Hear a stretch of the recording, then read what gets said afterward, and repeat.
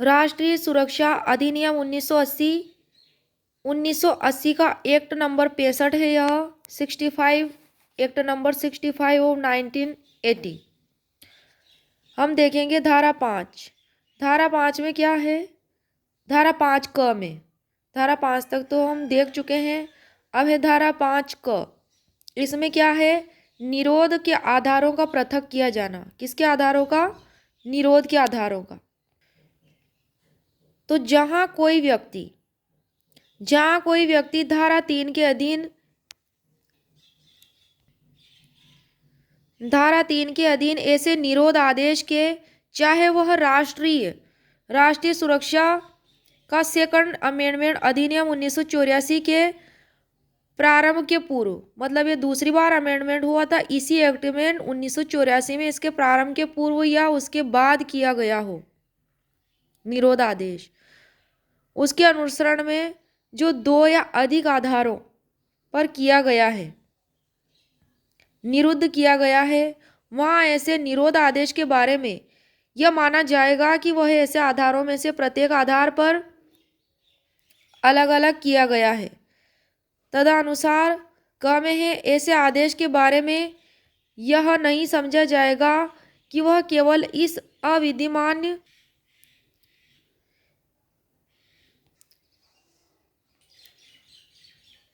कारण अविधिमान्य या अप्रवर्तनीय है। क्या है? अविधिमान्य या अप्रवर्तनीय है कि ऐसे आधारों में से एक या कुछ आधार स्पष्ट नहीं है, विद्यमान नहीं है, सुसंगत नहीं है, उस व्यक्ति से संबंध नहीं है, या फिर उससे निकटता संबंधित नहीं है, या फिर किसी भी अन्य कारण से अविद्यमान है, और इस कारण यह अभी निर्धारित करना संभव नहीं है कि ऐसा आदेश करने वाली सरकार या अधिकारी अभी निर्धारित करना संभव नहीं है कि ऐसा आदेश करने वाली सरकार या अधिकारी का वैसा समाधान हो गया था जैसा कि शेष आधार या आधारों के प्रति धारा 3 में उपबंधित है और उसने निरोध आदेश किया था। किसने किया था निरोध आदेश? उस सरकार या फिर अधिकारी ने। तो ऐसे आदेश के बारे में यह नहीं माना जाएगा कि केवल इस कारण से अविद्यमान या प्रवर्तनीय है कि ऐसे आधारों में से एक या कुछ आधार इस तरीके के हैं जो इसमें बताए गए हैं 5 प्रकार के, इनमें से कोई है। अब है ख में, निरोध आदेश करने वाली सरकार या अधिकारी के बारे में यह समझा जाएगा कि उसने उक्त धारा के अधीन निरोध आदेश अपना वैसा समाधान होने के बाद किया था जैसा कि शेष आधार या आधारों के प्रति उस उपधारा में उपबंधित है। धारा 6 में क्या है? इसमें है निरोध आदेशों का कुछ आधारों पर अविद्यमान या अप्रवर्तनशील नहीं होना है। 5 का में हम देख रहे थे निरोध के आधारों का पृथक किया जाना, मतलब अलग अलग आधार होने चाहिए निरोध के, और उस टाइप से उसमें उनको विभाजित किया गया है कि किन आदेशों के बारे में यह माना जाएगा कि वे अविद्यमान है या नहीं होंगे या होंगे, इस टाइप से धारा 5 का में बात बताई गई थी। अब ये इसमें धारा 6 में कि निरोध आदेशों का कुछ आधारों पर अविद्यमान या अप्रवर्तनशील नहीं होना है, उसमें था पृथक होना 5 का में, 6 में लेकिन फिर भी इसमें डिफरेंस है, उसमें था पृथक किया जाना निरोध आधार 5 का में, और इसमें है कि कुछ आधारों पर अविद्यमान या प्रवर्तनशील नहीं होना। कोई निरोध आदेश केवल इस कारण अविद्यमान या अप्रवर्तनशील नहीं होगा कि उसके अधीन निरुद्ध किया जाने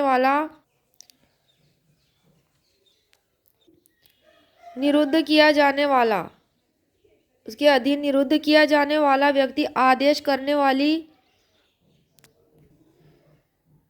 सरकार या अधिकारी की क्षेत्रीय अधिकारिता की सीमाओं के बाहर है, तो वह अप्रवर्तनशील नहीं होगा। ऐसे व्यक्ति के निरोध का स्थान उक्त सीमाओं के बाहर है तो भी नहीं होगा। अब है धारा 7। धारा 7 में क्या है? इसमें है फरार व्यक्तियों के संबंध में शक्तियां दी गई धारा 7 में। उपधारा 1, उपधारा 1 में है कि यदि केंद्र सरकार या राज्य सरकार या धारा 3 की उपधारा 3 में वर्णित व्यक्ति अधिकारी के पास यह विश्वास करने का कारण है कि जिस व्यक्ति के संबंध में निरोध आदेश किया गया है वह फरार हो गया है या खुद को छुपा रहा है, जिससे उस आदेश का निष्पादन नहीं हो सकता है, तो सरकार या अधिकारी उस तथ्य की लिखित रिपोर्ट उस महानगर मजिस्ट्रेट या प्रथम वर्ग न्यायिक मजिस्ट्रेट को देगा जो उस स्थान पर अधिकारिता रखता है जहां उक्त व्यक्ति मामूली तौर पर निवास करता है।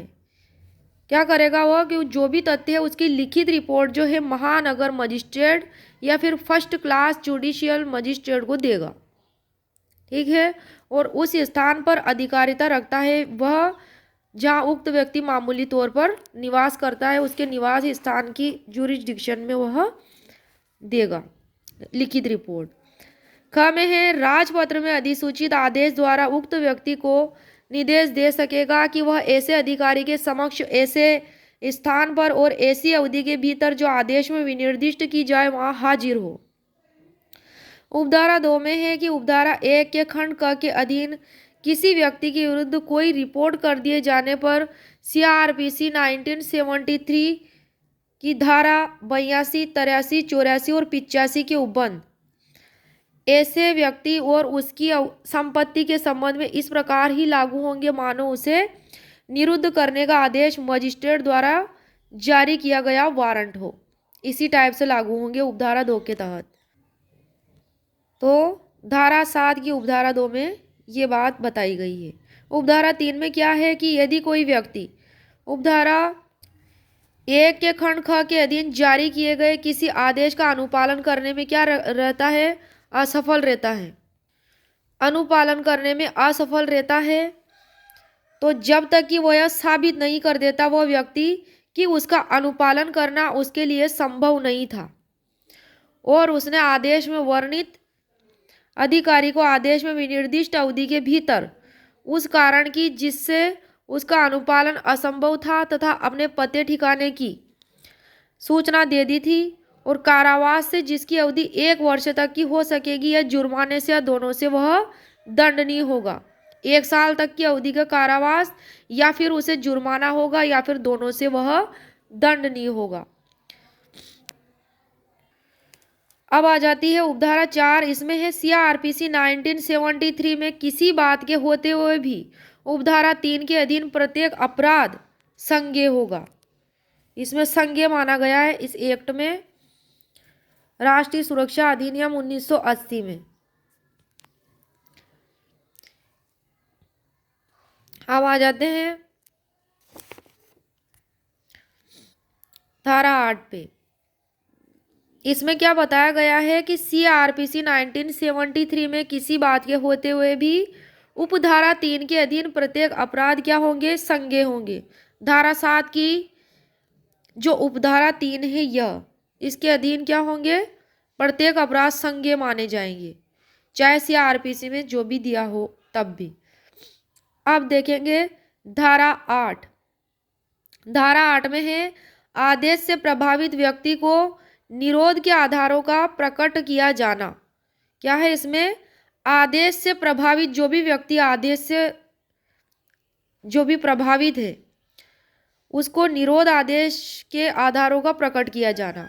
उपधारा 1 में क्या है कि जब कोई व्यक्ति किसी निरोध आदेश के अनुसरण में निरुद्ध है तब आदेश करने वाला प्राधिकारी जो है अथॉरिटी शीघ्र किंतु निरोध की तारीख से मामूली तौर पर 5 दिन के भीतर और असाधारण परिस्थितियों में ऐसे कारणों से जो लेखबद्ध किए जाएंगे 15 दिन के भीतर, मामूली तौर से तो 5 दिन के भीतर और असाधारण परिस्थिति रहेगी तब 15 दिन के भीतर उसे वह आधार संसूचित करेगा, मतलब उसको बताएगा जिन पर वह आदेश किया गया है कि क्यों किया गया है, और उसे समुचित सरकार से उस आदेश के विरुद्ध अभ्यावेदन करने का शीघ्रतम अवसर भी देगा। किसको, उस व्यक्ति को जिसको निरुद्ध आदेश दिया गया है, उससे प्रभावित व्यक्ति को।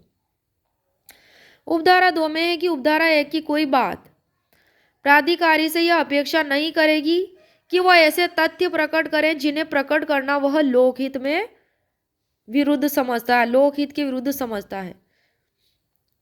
तो उपधारा है कि कोई भी बात प्राधिकारी से यह अपेक्षित नहीं होगी कि वह ऐसे तथ्य प्रकट करे, मतलब जो लोकहित के विरुद्ध हो। तो प्राधिकारी को बाध्य नहीं किया जाएगा कि वह ऐसी सूचनाएं दे जिससे क्या हो, लोक क्षेम सुविधा कारित हो, लोकहित के विरुद्ध हो, मतलब ऐसा इसमें बताया गया है धारा 8।